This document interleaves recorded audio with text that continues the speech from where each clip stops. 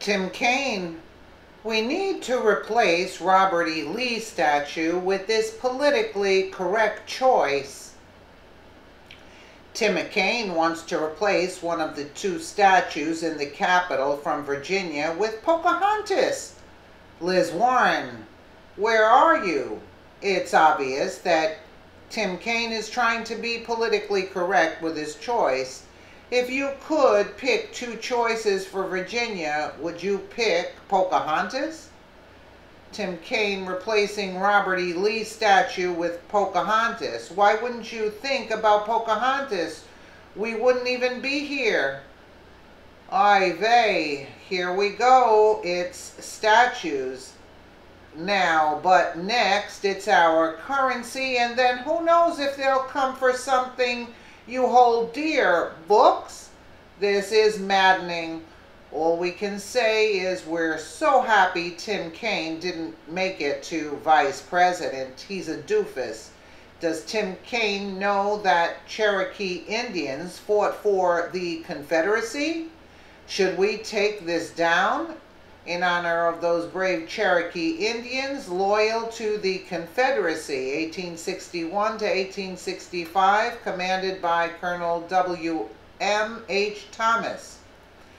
Dedicated September 29, 1935, the dedication ceremony began with an assembly call from a Boy Scout bugler in front of the Reservation Council House.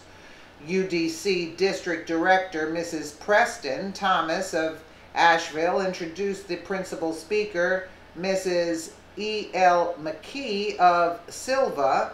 Miss McKee stressed the need of Southern history being perpetuated and eulogized the Indian soldiers of the Confederacy. Mrs. W.A. Hyatt of Waynesville presented the monument to Dr. Howard Fott, the reservation superintendent, who accepted the monument as representative of the government, and to Chief Jarrett Blythe, who accepted on behalf of the Cherokee John F. Hodges Jr., grandson of Colonel Thomas and John Tatum Ellis, then removed the Confederate battle flag that veiled the memorial.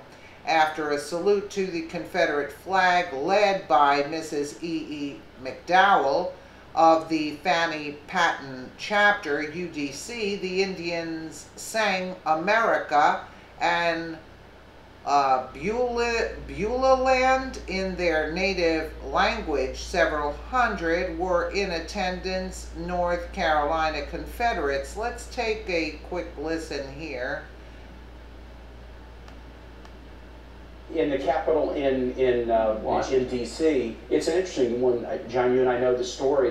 Every state gets two statues to put in Statuary Hall or throughout the Capitol. Just using Virginia as an example, the state gets to choose two people to represent the entire scope of the state's history.